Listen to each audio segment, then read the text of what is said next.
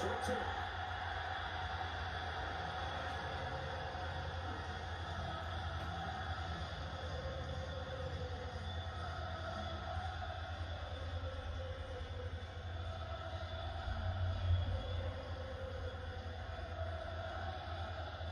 Fouled back by Meadows to stay alive.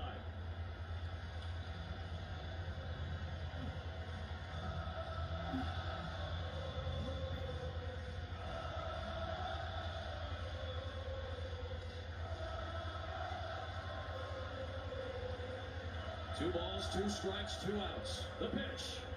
Fouled away again by Meadows.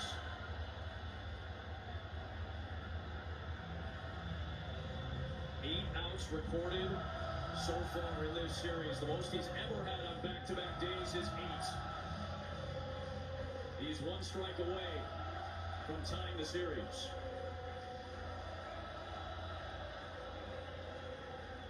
The pitch. Just got a piece in Meadows. That was the perfect pitch, Adam, because he was under the last couple of sliders he threw down. Meadows was going down, trying to get under those balls. The fastball up was the right call. Meadows just got just enough to keep it out of the glove. Another 2-2. Count runs full. Another quality at bat from the 9-hitter Meadows. We've seen a lot of those in this postseason. 3-2.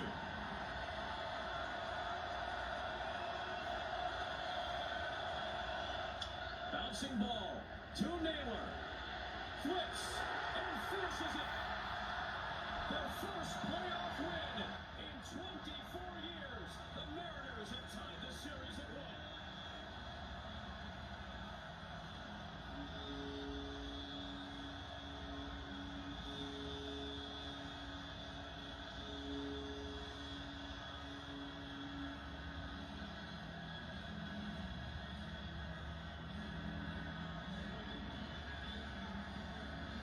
Since the clincher against Cleveland nearly a quarter century ago.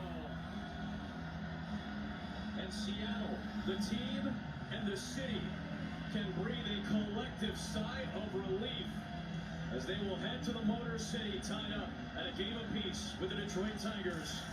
We lock in our player profile sponsored by Liberty Mutual. The Stars had to be the Stars, and they needed some support. That was the case today for the Mariners. Cal Raleigh and Julio Rodriguez, huge hits in the 8th inning, and Jorge Polanco. What else can you say? 2 homers, 2 RBIs off Terry Skubal. This series is tied. Yeah, both starting pitchers did what they needed to do. It all came down to getting that opportune hit at the right time. The big guys came through when they needed to.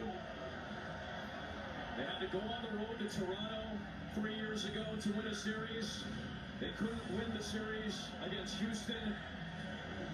They come back home and finally get a home playoff win to tie this series at 1 apiece. Off to the studio and Matt Vasgersian.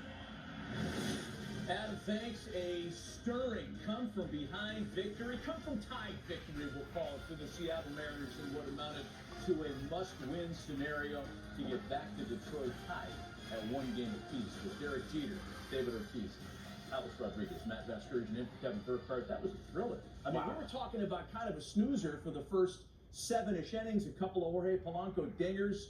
Maybe that was the story. Turned into a great finish. It did. What an exciting finish. You know, the thing is, we always talk about Skubal, and what he's going to do, but we sort of forgot about the Seattle Mariners pitching staff. And when you're facing an ace like Skubal, the only way you can beat him is you have to match him. And look, Skubal pitched a tremendous game, gave up the 2 home runs, but it was a fun game to watch, especially there at the end. Absolutely, and the whole talk about Skubal is because the story behind him. He's one of the great pitchers in the game nowadays. Everybody expects him to come out big.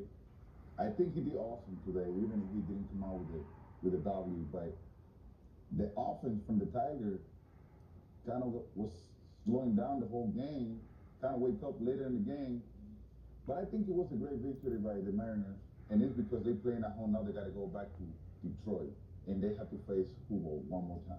And it's crazy. It was really the refuse to lose attitude by the Seattle Mariners. Man, we've been asking for the superstars to stand up, and boy, 2 stars were born at the national level today, and Julio Rodriguez and Cal Raleigh. They had 92 home runs, 220 RBIs combined, none two bigger than these two doubles in the 8th inning. Yeah. Refuse to lose. You're bringing it back. We saw Joey Cora waving around, Yeah. who was an icon there in Seattle. We're going to talk about Jorge Polanco taking Tarek Skubal deep twice. I want to get to your point, David, about the Tigers lineup. They strike out a ton, and who you are is who you are in the postseason. You don't change your stripes just because it's October. 59 strikeouts in 5 postseason games, a bunch of punch-outs today. I guess you have to live with your own DNA in the fall. Yeah, I guess you are who you are. I mean, it's interesting because we're giving so much credit and praise to the Toronto Blue Jays because of how much they put the ball in play. Detroit, that's who they are. I mean, if they're going to win games, they're going to have to win some low-scoring games. It's going to take great pitching for them. But look, it's gotten them this far, and it's one of those teams where you sit around, you wait for them to break out and collectively start to swing the bats. But at this point, they snuck game 1. And now they're 1-1 going back home. You two know this better than anyone on the planet. You guys are big time October players. Kike Hernandez is after the Dodgers. I'll tell you what, Gleyber Torres is getting a reputation of a guy who really stands up and plays above his talents in October. Very underrated, Matt, but he had a great at-bat. 1-2, 3-2, laid off some very tough pitches, that leadoff walk, then into error, and then here we go. They tied it. But I have to say this. It's not what takes you to October that take you to win the World Series. Sometimes you have to change the role in October because the light get brighter, the pitching get better, location get better, and in fact, what really helped you to win games is putting the ball in play because you're facing the best pitching during the whole season. Poppy, it's funny you say that. Derek, you told me a long time ago, I love playing in October for a lot of reasons, but one of them is the umps get better because there's more spotlights and everybody's watching. And I think you're right, Poppy. One guy that gets better, especially around the All-Star break. Come summertime, Julio Rodriguez is a different dude. He had the game-winning run batted in for the Seattle Mariners in Game 2, and he's standing by with our Tom Verducci. Joe!